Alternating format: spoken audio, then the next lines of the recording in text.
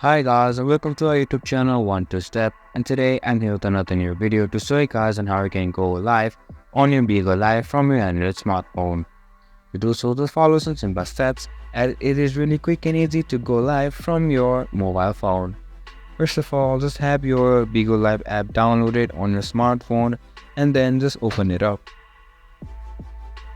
And after opening it up, just log into your account, and here you can see that after logging into your account, it will be on the home page or live of Bigo Live.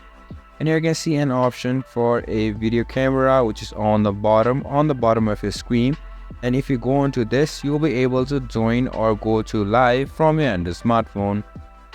And that is simply quick and easy of how you can go live from your Android smartphone.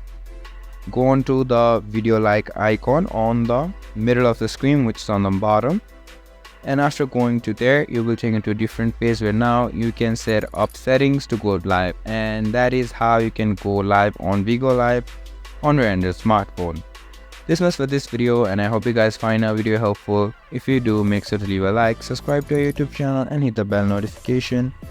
And don't forget to drop a comment for a review and for more content like this. See you guys in our next video. Thank you for watching.